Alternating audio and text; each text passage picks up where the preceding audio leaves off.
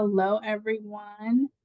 I am going to go ahead and share my screen and make sure that all of the settings are where they should be. There we go. Hi, everyone. It's super exciting to be here with you today.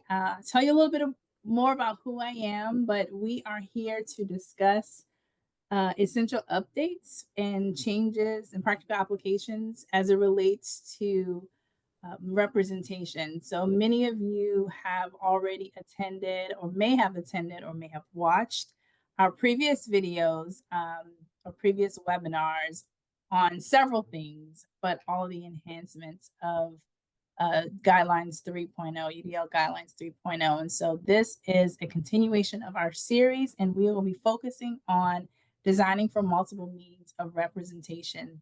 And so if you would like to follow us along, there is a QR code for the slides as well as the bit.ly, and I'm sure that Patrice will put them in the chat as well. Shantae, before we get going, right now I'm just seeing your desktop. I'm not seeing the slides. Okay, so I wonder the if seeing wrong screen. for others. Yes, I am sure, and thank you. This is why it's so great to have co-presenters, because That's right, we're a team. don't know what is going on the other side. But Okay. all of you have the link. Thank you, Patrice, for putting that in the chat. And now I see our slides. Okay, great. We are ready to Very go. much. Before, you are seeing a very beautiful skyline of someplace and all of my icons on my desktop. So thank you very much. I appreciate that, Jenna. Thanks. So we would just like to first and foremost let you guys know that the chat is available to you all. We ask that you go ahead, as we have asked before, to introduce yourself in the chat. Tell us who you are. Tell us where you are. Feel free to use this space as a place to ask questions and share ideas or quotes, or any accolades that you hear either from us, but mostly from the community of the peers that you guys will have in the chat. We also ask that you, if you hear something or you see something that resonates with you, feel free to share any resources in the chat. I do believe that because we're a webinar, you can't share direct, actually hyperlink things, but you can go ahead and share links as you see fit. The other thing that we're going to ask you to do, as it relates to chat, I see all the great people who are coming in from multiple places in the world. Another thing to use, to think about when we're using the chat, is to make sure that if you are responding or replying, that you're replying to both panelists and attendees. Sometimes it can toggle to just us, and so we want to make sure that the entire community here with us today are able to see your wonderful comments. We at CAS have accessibility commitments, and so we want to assure you that we have we've done our due diligence in making sure that this presentation is accessible today. Some of the steps that we've taken is done an automatic accessibility check through Microsoft Office, which is a great tool. We've done some manual checks to ensure that the reading is clear and that screen readers are able to access the information. We do ask that if you have any feedback for us in improving the accessibility of this presentation, please let us know. We ask that you help us help you. And then we have also provided a link to the slides so that you can take notes as we are progressing through today's discussion. I'm going to stop talking and hand it over to Jenna to introduce herself, and then I guess I'll take it back from there. Awesome. Thanks, Shantae. Hi, everybody. Thank you so much for joining. My name is Jenna Gravel, and I'm a senior research scientist at CAST. I'm also serving as our interim chief research and development officer. And I was a co-chair of our process to update the UDL guidelines with my colleague, Nicole Tucker-Smith. As many of you know, this was a 4-year community-driven, research-based process, and we launched Guidelines 3.0 last July. So I am just so excited to be here with you all today. Thank you again for joining with us. And we're just excited to start exploring some of these updates included in Guidelines 3.0 and to start exploring the ideas about applying these updates to practice. And before I introduce myself, I just want to say I see all of where y'all are from California and British This is Columbia, amazing. Wisconsin, Oklahoma. I'm so excited that you're here. We are super excited. We love to see the variety and diversity that we get in our community for these sessions.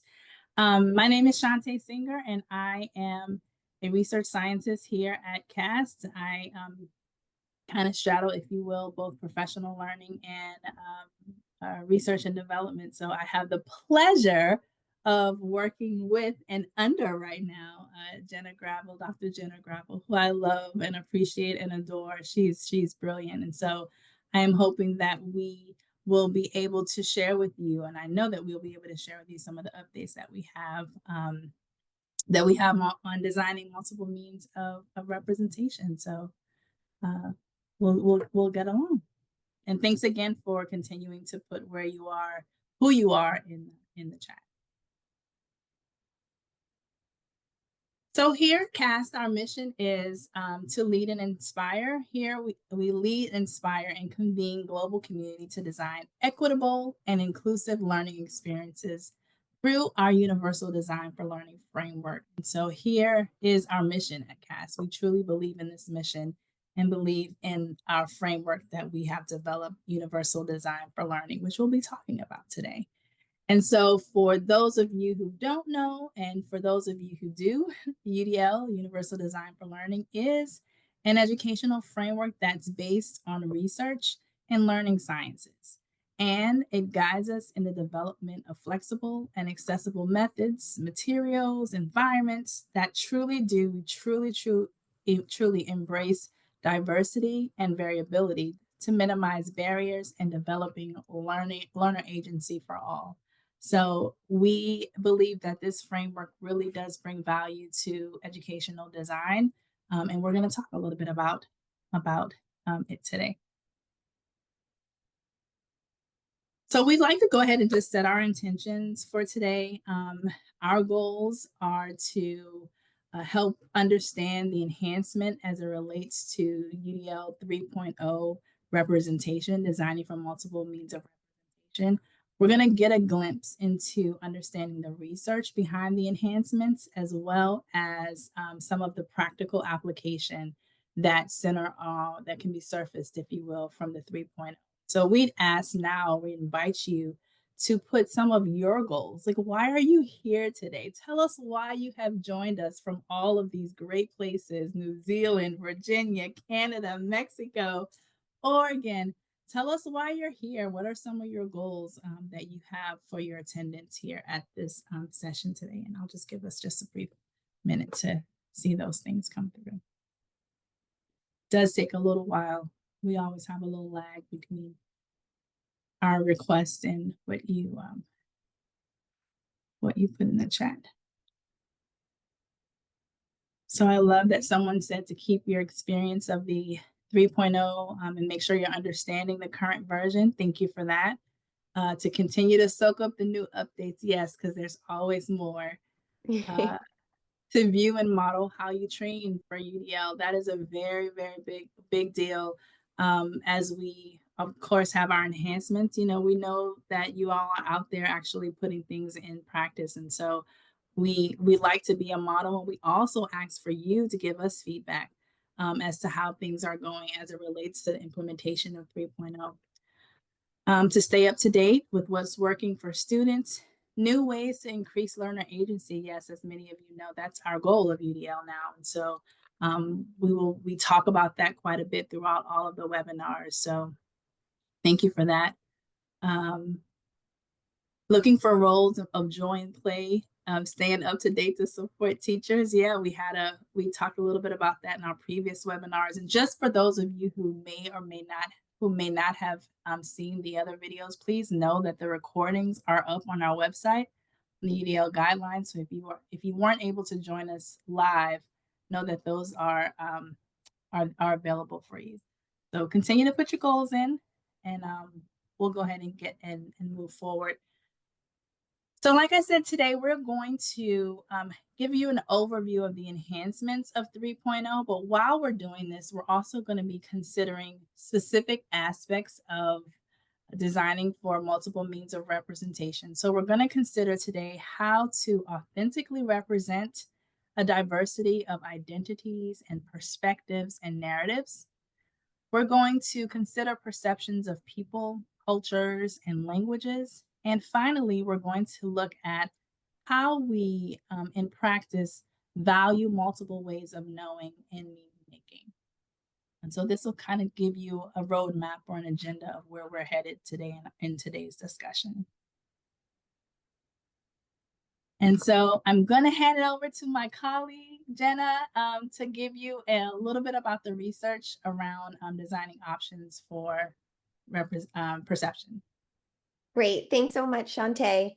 So we wanted to start off with really focusing in on the first expansion when we're thinking about designing for multiple means of representation. Now we're going to go to design options for perception. So we're in that guideline, and we're going to look specifically at represent a diversity of perspectives and identities in authentic ways.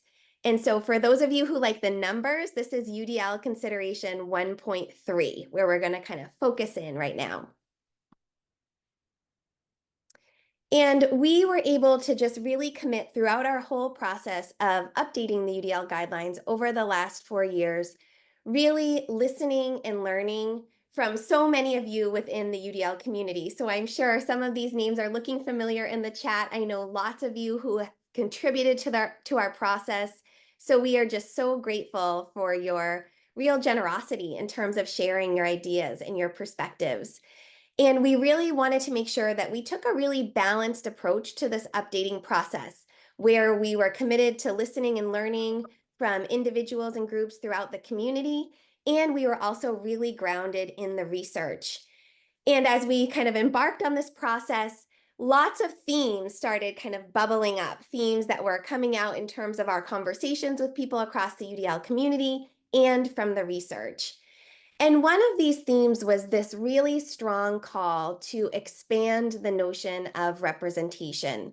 So many of you were sharing with us that previous iterations of the UDL guidelines seem to emphasize the idea of multiple means of representation in a really narrow way, thinking about representation in terms of the idea of multiple formats, which is very important.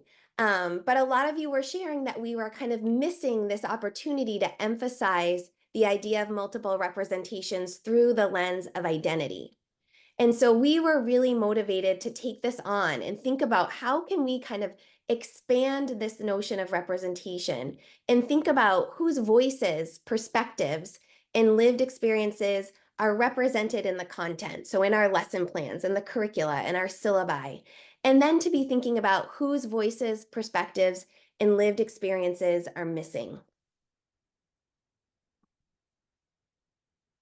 And as I mentioned, we were just so grateful that so many of you participated in this process.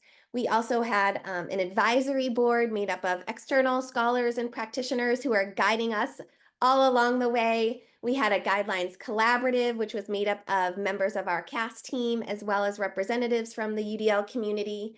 And we also had a young adult advisory board made up of young people ages 18 to 22 who were just so eager to share their passion and their ideas for designing more inclusive and equitable learning environments. So we wanted to share just 2 quotes that we felt like were really kind of representative of some of the themes that came up along this idea of expanding what we mean by representation through this lens of identity. And one participant in a focus group shared with us, the guidelines don't say, hey, one simple thing that you could do is make sure the images that you are using, the videos that you choose for class, that students can see themselves represented. I think it's too implied. And that notion of the idea of representation in terms of identity being implied and not explicit was something that really ran across all of the focus groups and all of the support we received from our advisory groups. And then another participant shared, we all know that we need to be more explicit in the guidelines about intersectionality. When we look at representation, we always think audio, this, that, and the other, the basics. I don't think like that. I think about it deeper. But how do I get my colleagues to go deeper with representation? And we really loved that question. This was from a focus group pretty early on in our 4-year process. And it really emphasized to us that foundation that previous iterations of the guidelines had already laid in terms of the importance of multiple representations of content in terms of audio and video and making sure that we have these accessible representations, but also expanding that view. And like this person is saying, how can we go deeper? How can we bring that aspect of identity to our conceptualization of identity or of representation in our UDL guidelines? And like I said, we were really committed to this being a community-driven and also a research-based process. So we really just kind of immersed ourselves in the literature, learning so much more about the ideas of kind of expanding the notion of representation. We went way back to some of the foundational work in the early 90s. Even we were drawing from Emily Stiles' essay, Curriculum as Window and Mirror. Then we were also going to Rudine Sims Bishop's Mirrors, Windows, and Sliding Glass Doors. So kind of going back to some kind of foundational essays. And I thought I would just share 2 quotes from Bishop's work that really resonated with us, again, at the very beginning of this process. And Bishop shares, when children cannot find themselves reflected in the books they read, or when the images they see are distorted, negative, or laughable, they learn a powerful lesson about how they are devalued in the society of which they are a part. And then she goes on to say, children from dominant social groups have always found their mirrors in books, but they too have suffered from the lack of availability of books about others. They need the books as windows onto reality, not just on imaginary worlds. They need books that will help them understand the multicultural nature of the world they live in and their place as a member of just one group, as well as their connections to all other humans. So these were kind of really foundational works, essays that we were going back to in the 90s. And then as we continued our research process, digging into more contemporary work. So really drawing from Goldie Muhammad's Cultivating Genius and that real emphasis on identity and how it's represented in curriculum and instruction. And we could go on and on. I think it's important to say Shantae and I and our whole guidelines team really kind of immersed ourselves in the literature. So for the purposes of today, I thought we would just kind of choose some examples of research that was particularly useful to us. But if you have any more questions about the research, please feel free to let us know. And we do have those research pages on our UDL guidelines website that lists all of the research that we drew from to expand the guidelines and considerations in Guidelines 3.0. So again, I think we are sharing these as examples, but knowing that there were just tons and tons of articles that were so That's right. instrumental to our process. Yeah. That's right. That's right. And so we're going to kind of continue this discussion. And now that you've gotten just a glimpse into some of the research, and I just want to reiterate that the research that was chosen is not by any means what we thought were the best or most closely aligned to the changes or anything like that. These are truly just pieces or examples that we've chosen, and so just know, like as Jenna said, that there are a plethora, if you will, of additional research articles to support the enhancements. So we're gonna kind of go and we did the research, so let's move into practice a little bit. And we thought about some ways that, or have this, want to share with you some ways that we can ensure that diverse perspectives are represented in authentic ways. Some things may be like incorporating range of authors that have varying identities, genders, that intersectionality, race, abilities, socioeconomic status, nationality, and background. And one thing I want to reiterate here, which is the fifth bullet, so I'm jumping ahead of myself, is not only having a variety, but having people um, who identify in these respective ways be the ones to tell their stories.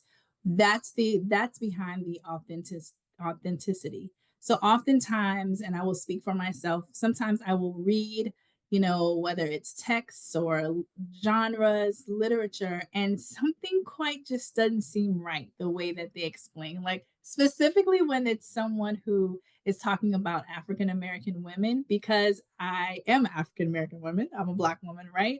Sometimes some of the words and choices, just seem a little off. And so I have done in the past a little bit of research on my own to look at authors, and will often find that it may not be someone who identifies as a Black woman, right? And so it's interesting that I can at certain times delineate or tell just by some words, right? And so that's what we talk about, that authenticity, right? Making sure that people who are identifying these ways are the ones who are telling their story. We want to make sure that we're recognizing ranges of people's cultures and histories that contribute to our understanding. Sometimes we tend to have a very focused or narrow view of what cultures really represent, and what cultures contribute to our overall histories and an understanding of the world. And so we want to make sure that we are truly being reflective of the diversity that has made the world what it is today. We want to challenge stereotypical or harmful portrayals of people and cultures. And this is very aligned or connected to the ways in which people and cultures are portrayed. So, for example, when I was in school, oftentimes when we talked about, poverty, it was about Black people, right? It was about brown people. When we talked about riches and the wealthy, oftentimes it was Caucasian, it was white people, right? And so what type of things are we portraying in the literature? Clearly there are, people from different racial backgrounds that vary across different differences, right? And so not to ensure, we want to make sure that we are not just portraying certain, you know whether it's racial or countries or things of that nature in one light. We want to really honor the variability that exists across identities. And then other is facilitating listening to have diverse perspectives, right? So I don't know it all, Jenna. I don't know if you know it all, right? And so I feel No like way. I feel like it's incumbent upon us as educators and as designers of educational experiences to really listen to perspectives that we don't have, right? And so, how important is it for us to incorporate the diversity of our students, of our learners, of the people who are designing, who should be designing with us, so that we get a true and accurate depiction of all that exists. So we want to just kind of and Jenna talked about Rudine Sims Bishop already, and so one thing she does so eloquently is discuss the need or the reasons why diversity in our books and our curriculum is so important. So instead of listening to us, we thought it would be great, a wonderful treat for you to listen to what she says. We need diverse books because Let's see if it'll, sorry, without. we need books in which children can find themselves, see reflections of themselves. I wrote a piece, maybe in 1990 it was published, which I called Mirrors, Windows, and Sliding Glass Doors. And I think that's really why children need to see themselves reflected, but books can also be windows, and so you can look through and see other worlds, and see how they match up or don't match up to your own. But the sliding glass door allows you to enter that world as well. And so that's the reason that the diversity needs to go both ways. I mean, it's not just children who have been underrepresented and marginalized who need these books. It's also the children who always find their mirrors in the books and therefore get an exaggerated sense of their own self-worth and a false sense of what the world is like, because it's becoming more and more colorful and diverse as time goes on. So I think that's why. And so we wanted to not only just see or have you hear what Rooting Ben Bishop talked about, but if you look at the hyperlink within the slides, there is a resource that we provided for you to look for diverse books that that may accompany or that may be included in your learning environment. And so we wanted to make sure that that was there. And so we're going to stop now, if you will, and just ask you to reflect on this brief conversation that we've had. What questions do you have about representing a diversity of perspectives and identities in authentic ways? Remember that, authentic ways. And then we'd love for you to share with us some of the strategies that you have found that you can share that you have found to you that you've used in ways that represent perspectives authentically. So we'll give a few seconds or a few minutes, few seconds to put it in the chat as to what questions you have and or any other strategies that you've been able to implement in your learning environments.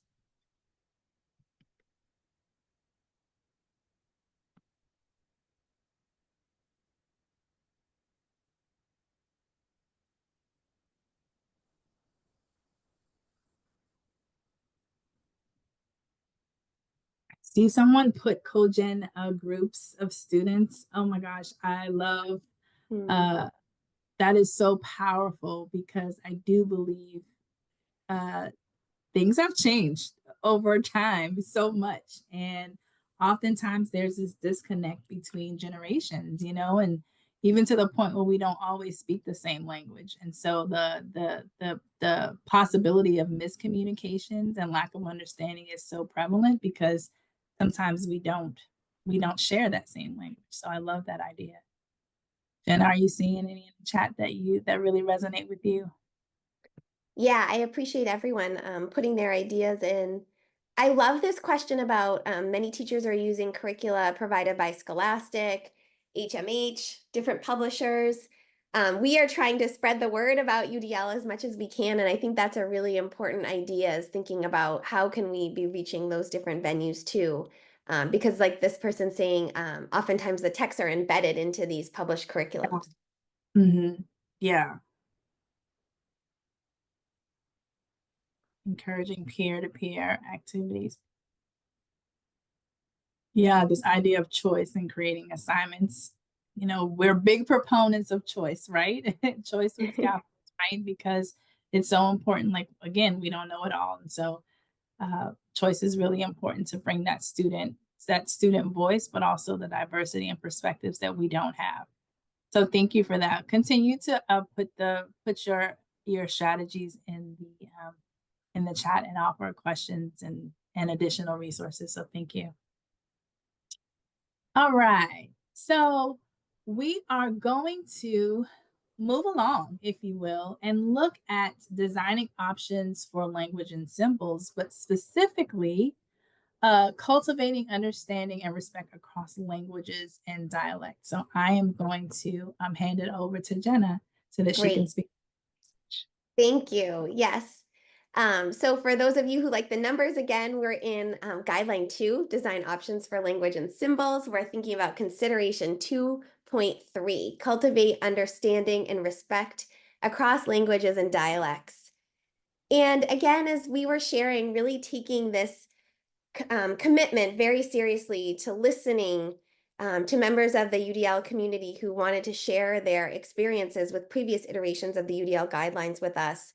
We were learning from many of you that previous iterations of the guidelines emphasized the idea of promoting understanding across languages and how important this was. But so many of you were pushing us, and as we were looking to the literature, there was so much encouragement there of emphasizing not only understanding, but also taking a more proactive approach to cultivating a sense of respect and really bringing a stronger asset-based lens to this idea of notions of understanding. And that's how this guideline was expanded to not only emphasize the idea of understanding, but now including respect across languages and dialects. So again, here I think we are getting into a similar comment before where with the idea of promoting understanding, that was kind of maybe implying this idea of bringing a strong asset-based lens. And with this enhancement, we really want to make that a lot more explicit.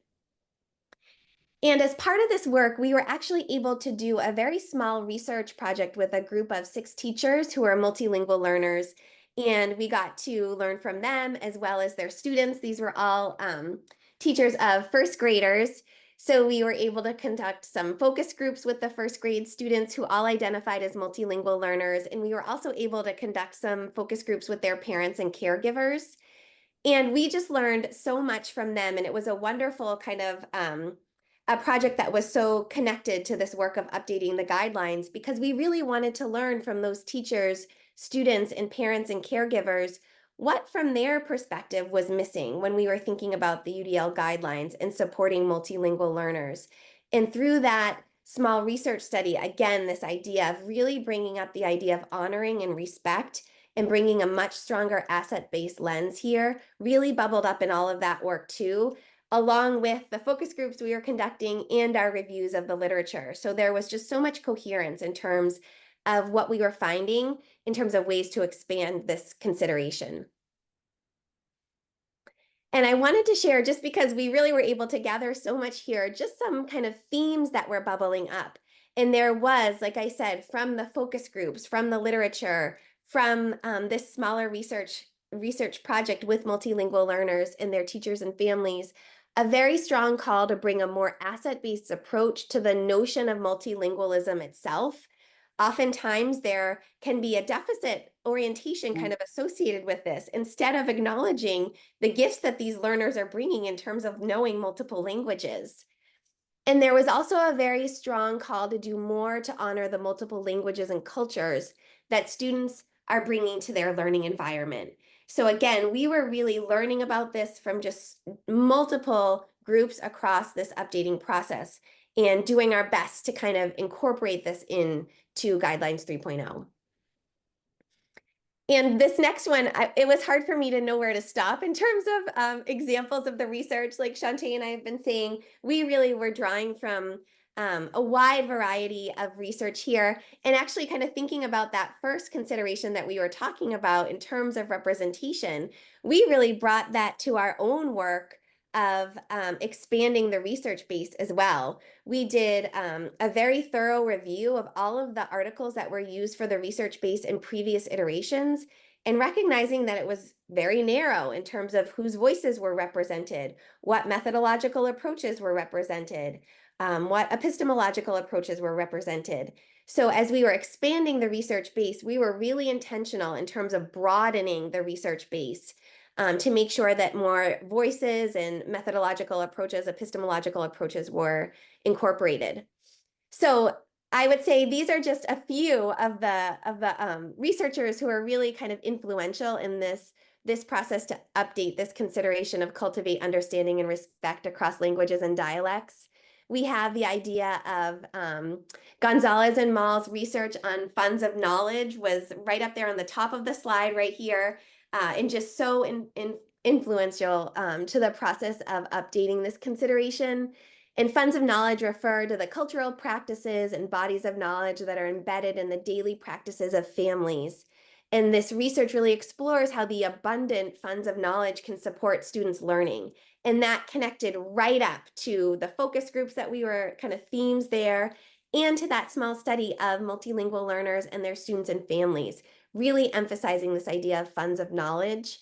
We also drew really heavily from Gloria Latson-Billings' work on culturally relevant pedagogy. So this is a theoretical model that not only addresses student achievement, but also strongly affirms students' cultural identity and supports students to develop critical perspectives that challenge inequities. So again, kind of drawing from that lens of cultural identity when we're rethinking and expanding this checkpoint into a consideration. And then we also drew really heavily from Paris and Alim's research on culturally sustaining pedagogies. So this is kind of building upon culturally relevant pedagogy to emphasize the importance of sustaining and perpetuating students' cultural and linguistic repertoires. So again, this was so in line with what we were learning from the focus groups, from our advisory boards, from our small research study, and also drew here from Federico Waitoler and Kathleen King-Thorius's work that was kind of looking at this promise of cross-pollinating culturally sustaining pedagogies and universal design for learning. And this came back in 2016. So really we were thinking about how might we kind of merge these ideas together and make these ideas of affirming, sustaining, honoring, respect so much more explicit in Guidelines 3.0. And just Jenna, I just want to highlight a few things that are in the chat here. So, Oh, good.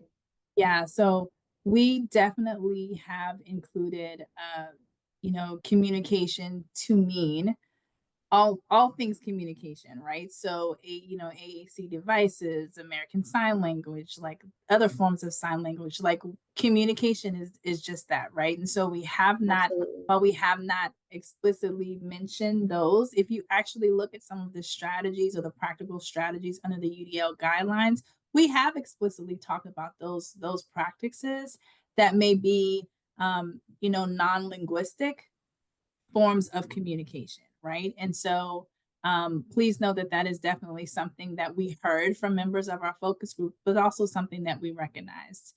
And then also, we get this a lot, so that we tend to focus on K-12, but please understand and know that we actually did have a focus group with our folks in higher education and post-secondary institutions. And so when we talk about this with a lot of the research and the literature will even have that we've looked at even incorporates some university examples. And so please know that it's not just contained within our K-12. We've gone through early childhood, but we've also gone to a post-secondary, CTE, institutes of universities and those type of settings. And so I feel like whenever there is a learner and a learning environment, then the UDL can apply. So Jen, I don't know if you want to talk on that or. Just to add, maybe when we did review the previous research base for previous iterations of the guidelines, I think that definitely was a theme, that the majority of research articles that we were drawing from were from Key to 12. So with this expansion, that was one of kind of the gaps and biases that we wanted to address with this expansion, is kind of more pulling in more articles that were focused in a higher ed context. But if you have any more ideas of good higher ed articles, please send them our way, because we really did want to emphasize, especially with this iteration, that these guidelines are meant to be a guide for educators in all contexts. Yes, thank you. So to push us along in the practice of understanding across languages and dialects, here are just some strategies or practices that we believe can, in fact, help us with understanding and respecting across languages. So, first and foremost, and I think we did talk about this before, offering diverse curriculum within a variety of literary texts. So, of course, this is going to include different perspectives, different cultural practices, as someone made mention of that, from various linguistic backgrounds. And so we want to make sure that we're celebrating this linguistic diversity, again, not just from the spoken language but unspoken as well. We also wanted to make sure that in the classrooms we are not allowing, but providing opportunities for students to learn in both their dominant languages, but also like their home and heritage languages, because we realize that that connection between what they learn at home, what they value at home, and what they learn and value in school. And again, there we go, embedding those visual non-linguistic supports just help with understanding. And then there's this idea of supporting translingualism, if you will, which is the ability for individuals to move fluently through multiple languages. And what you said, Jenna, really resonated with me, because oftentimes we, look at learners who are multilingual and we look down because we feel like we're not, speaking English up to our standard. And I think about all that goes into hearing in one language, having to process what they hear and what they may know in a different language, and then having to express it in whatever language they choose. Now, I don't know about you, Jenna, but I can't do that. No. And so, I mean, it's a talent, it's a gift, it's something that I honor, because I feel like they bring such value, such perspective, and just such ability, like to start a language in one language and to end it in another is just fascinating to me, because just the brain in of itself. I love, I can't think of a stronger skill or more asset-based skill to have. I believe it's beautiful. I love that you guys are putting so many resources in the chat. So keep them coming, y'all. And so many articles for us to read. Thank you. I know, right? Exactly. We gotta make sure we save this.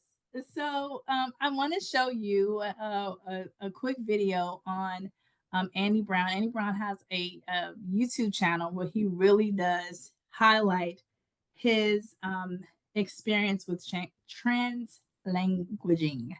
Say that 5 times fast. And so I want us to get a glimpse of what this looks like. And I feel like it's so important because it's possible even if you yourself aren't multilingual. So let's see what he has to say. Make sure I get this right. Oh, the future of your business is here. With Wix, you get advanced AI capabilities. I had these all queued up.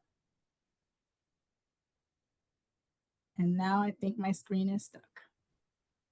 It's trying to do too much. All right, I'm going to stop sharing for a second and see if that helps.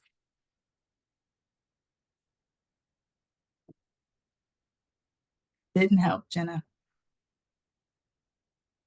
This is what happens with technology when you ask it to do too much.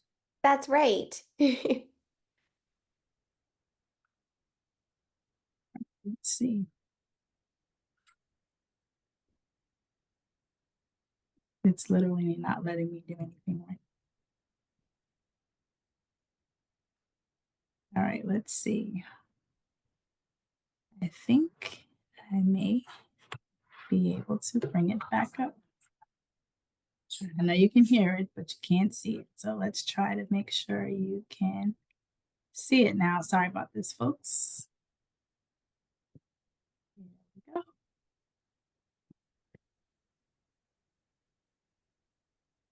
Let's start it over. There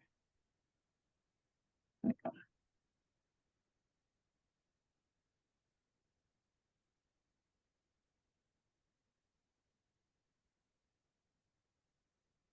Up on the board, I wasn't sure if that was correct. Sharon helped me with that yesterday. Sharon, what does number 1 say on remember? Trabajando al revés. Trabajando al revés, correct? Work backwards? Does everyone agree with that? The lesson that followed it, I try and make sure whatever the word problem is, I have to adapt it for the Spanish speakers and the Polish speakers, because some of the language in the problem that's written in English, it's harder for them to understand. Even for the kids who only speak English, the problem is just as difficult for them as well. So the translanguaging really helps them not only get motivated, but also to understand the concept behind the problem. Hay dos problemas, ¿sí? Okay, the first one, Oscar, could you read your problem? Wait, louder, slower. Go ahead. Oscar wants bag of grapes. I like to put the kids' names in the problem, so I'll change that around, but You know, when you are translanguaging, it's good to save everything, so you don't have to do everything over and over again. So that helps too. Tiff, do you want to give it a shot, or you want to try it? Okay. Now, Tiffany's mom speaks Polish, and Tiffany is learning Polish. Go ahead, Tiff. Nice and loud.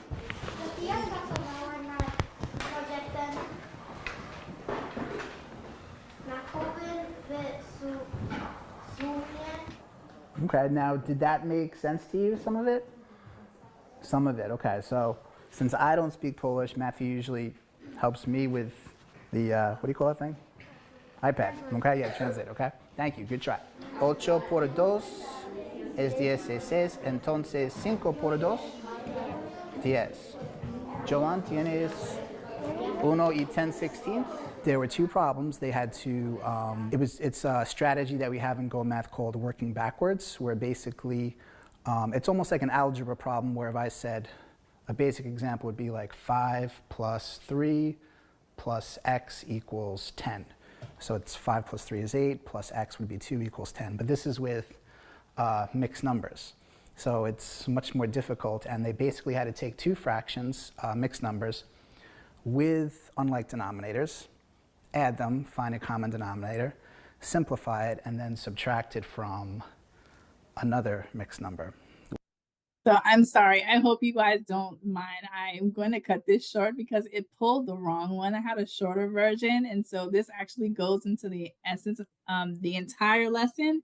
And so just because I'm looking at the time, I want to make sure that we have time, but know that this is linked in our video. So I apologize for cutting this short. It pulled the wrong one when my computer went out. It was a shorter clip. I think this was good though. We got the main idea, and like you said, everyone can explore the full video. That's right. And so, oh great, of course it makes me go. So then the question, and you will see the question when it comes up, is for us to gain insight into what you've done, what questions you have as it relates to cultivating understanding and respect across languages. It's really going to do this to me right now. And also, what are some of the practices that you have been able to incorporate? So please excuse my scroll through this, y'all. My computer is really being temperamental today and hasn't kicked me out. So I'm not going to, that's right. We don't want it to kick you out. complain.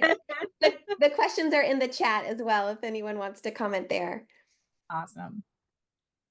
And you are able to still see the screen though, right, China? Yes. Okay, perfect.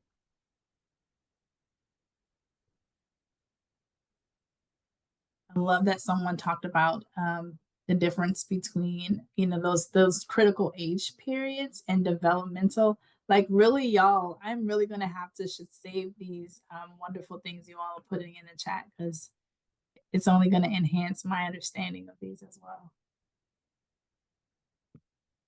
Yeah, there's some wonderful comments and resources, articles in the chat. So thank you all for all of your contributions.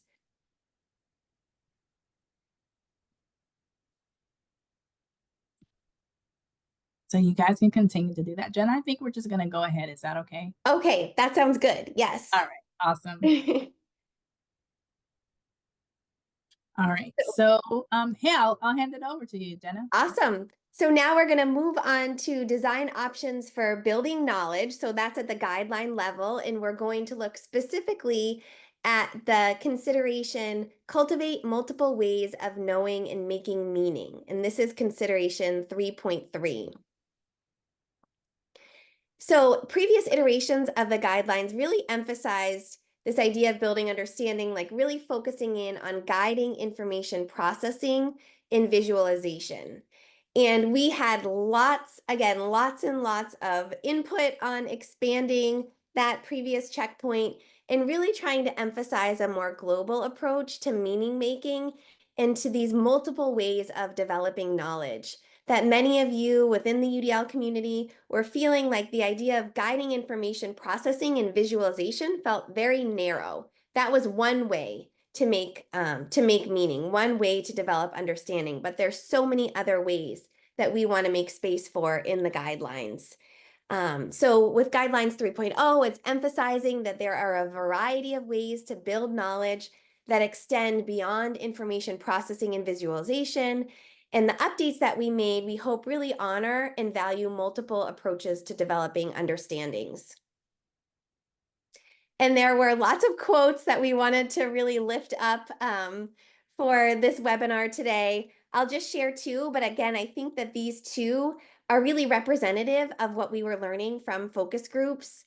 One participant shared, "I want to make sure we capture this notion of multiple ways of knowing, really thinking about heritage and culture in terms of what students bring to the classroom and teachers bring to the school and leaders bring to their desks and all of that. There's a lot about creating space for different ways of knowing that aren't Western ways of knowing, frankly, and that could be captured in a revision to UDL." Someone else shared, when we were just kind of talking about ideas for updates, someone shared maybe including that idea about culturally relevant or culturally diverse ways of constructing and taking in meaning. Because if you always use the same things, you are serving a particular kind of student that does that well. But we know we have very diverse students that may not be the optimal way for all of those students to learn. So again, a very strong call from focus groups, from our advisory board, from our young adult advisory board, really pushing on us to expand this way of guiding information processing into these multiple ways of knowing and really making sure that the guidelines are explicitly honoring these multiple ways of making meaning. And again, this was a hard one for us to figure out how we are going to, what we wanted to share in terms of an example, but I wanted to lift this up. So we dug into lots of different areas of the literature. We did have one advisory board member who has done just incredible work around UDL and the notion of two-eyed seeing. And so that led us into that area of the literature around two-eyed seeing, and we wanted to share that with you today. Two-eyed seeing is the guiding principle within Indigenous communities of seeing strengths and multiple perspectives in an interconnected and respectful way, rather than kind of positioning them as binaries or opposites. And we read a lot of work from Cheryl Bartlett, Mardina Marshall, and Albert Marshall, also really drawing from Cindy Peltier's work. And I wanted to just share one quote that Bartlett et al. Shared in their 2012 piece. "Two-eyed seeing is the gift of multiple perspectives, treasured by many Aboriginal peoples, and explains that it refers to learning to see from one eye with the strengths of Indigenous knowledges and ways of knowing, and from the other eye with the strengths of Western knowledges and ways of knowing, and to use both these eyes together for the benefit of all." So this was just like an example. We will share the full research list that we were really learning from so many different areas of the literature and from so many different perspectives that hadn't been incorporated into the previous iterations research base.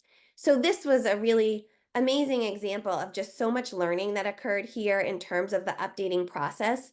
But this idea of two-eyed seeing is just one example of there's so many ways to make meaning, and this really prompts us to kind of honor those multiple and varied ways that learners are coming to the classroom and wanting to engage with the content and wanting to make sense of it. Thank you. And so looking at those practical pieces, in addition to the two-eyed seeing framework, there's also things such as storytelling, kinesthetics, problem solving, relational learning are all different ways that should be respected and should be incorporated as we are tapping into ways of knowing for our students. We want to ensure that we're using explicit prompts and like a sequential process to help learners develop that flow between their understanding and those structures of tasks that we're asking of them. We talk about organizational methods, right? Not imposing organizational methods on them, but helping them or providing opportunities for them to organize their thoughts, organize their understanding, supporting them through different cognitive approaches that they may be using to comprehend the material and text, the material and information. We also have this idea that it's important to remember that scaffolds and graduated scaffolds should be respected as well. We talked this, there's a great YouTube video by Shelley Moore, who talks about the importance of not dehumanizing or degrading scaffolds, right? We all use scaffolds. We all use, an alarm clock to help us wake up. And so when students are using scaffolds to help with their understanding, that is a part of learning, right? And so we want to make sure that we're doing that, and also providing multiple entry points to lessons. So providing optional pathways for students to get involved in the content, into their understanding. So I do know that this is a short clip. There are two examples here, but since we are speaking on the two-eyed approach, I'm gonna show this one. This, I will say, is a early childhood example. But for my post-secondary folks out there, Jenna brought to my attention earlier that Bruce McKay, who is, in a community college setting, and so in a higher education setting, really has done a lot of work around two-icing at the collegiate level. So if that's something that is something of interest to you, please feel free to look him up. But I want to show this because I thought it is pretty amazing to look at these young Liberty Mutual customized my car insurance, and I saved hundreds. With all the money I saved, I thought I'd buy stilts. Being so tall, definitely. I think this is pretty short. We have. What if children, families, and educators are immersed in the elements of local ecosystems and seasons and view the land as teacher? How does play and learning change when mind, body, heart, and spirit are engaged with the natural world and all our relations, land, water, animals, plant life, and other than human beings?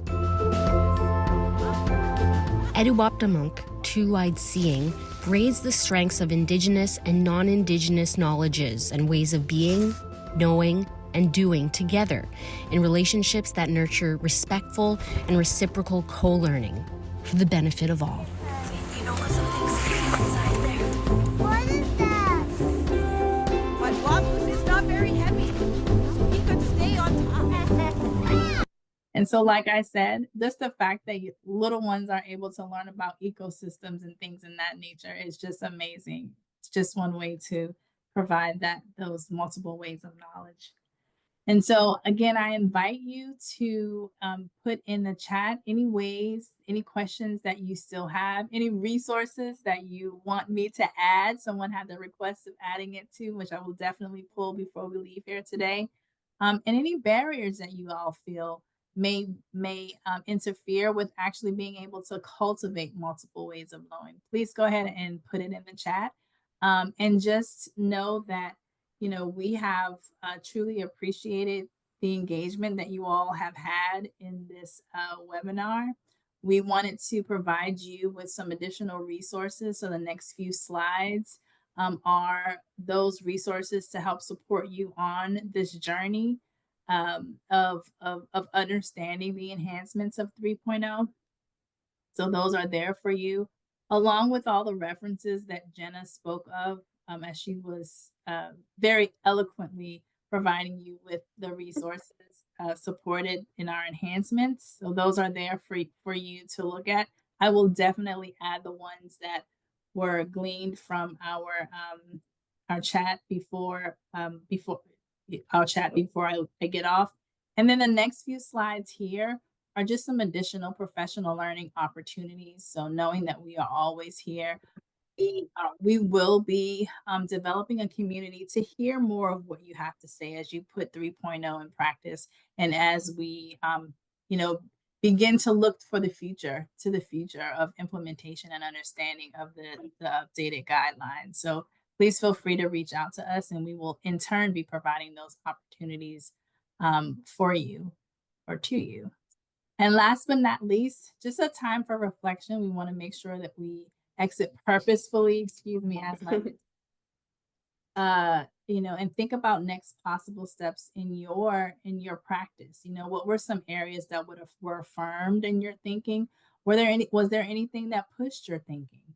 And then as you think about your learners as it relates to utilizing the 3.0 enhancements, You know, what is it, those things that you feel like your learners need? What could you do next to support your learners? And so, again, feel free to put those in the chat. We would love, again, to glean all of the insights that you have in our updates, and we appreciate you being here. Jenna, did you want to add anything before we left? Thank you. Just a big thank you. And you all were so generous with sharing your perspectives and your stories and resources and articles in the chat. So thank you all so much for your contributions. And we hope you'll join us for the next webinar. We will be focusing on the updates for action and expression, and that will be held on December 12th from 3 to 4 Eastern Time. So we hope you will join us again.